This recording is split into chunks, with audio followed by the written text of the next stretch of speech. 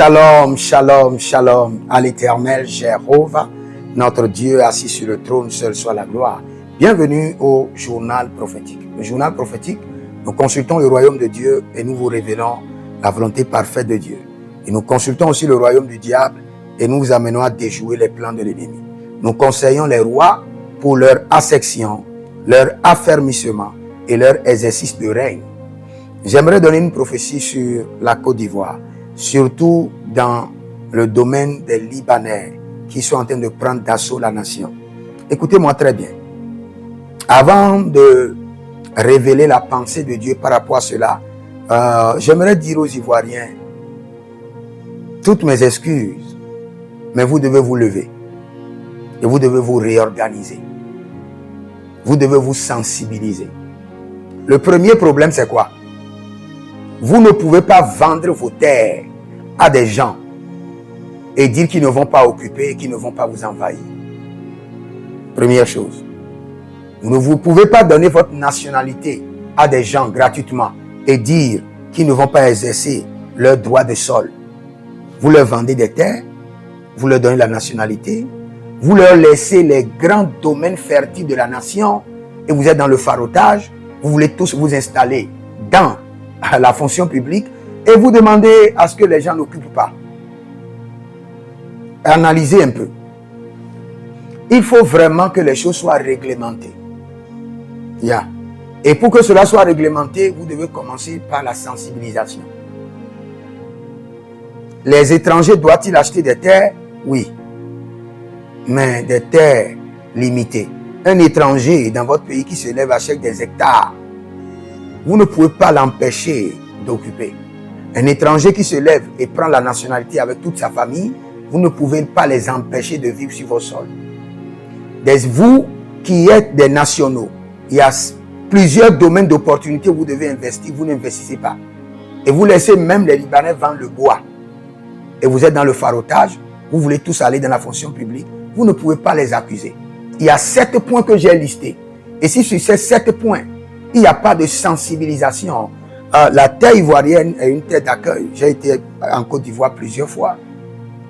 Les Ivoiriens sont accueillants, hospitaliers. Mais vous devez réglementer certaines choses. Sinon, même la politique, vous serez dirigé par des étrangers.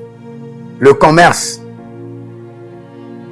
la communication, le transport, l'économie, tous les domaines clés sont en train de retomber dans la main des étrangers.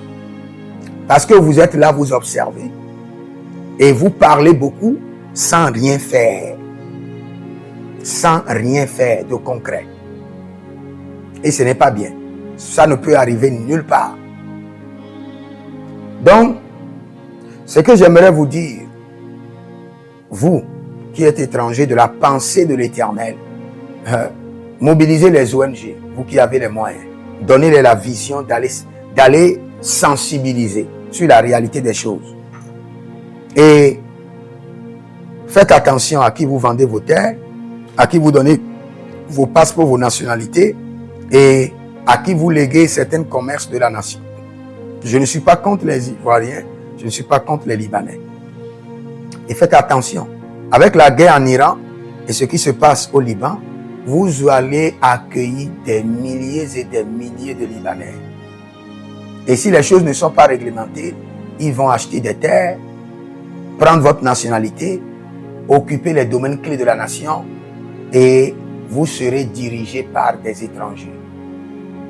Et je vous dis que dans la Bible, être dirigé par un grand nombre des étrangers est synonyme d'une manière ou d'une autre, une malédiction.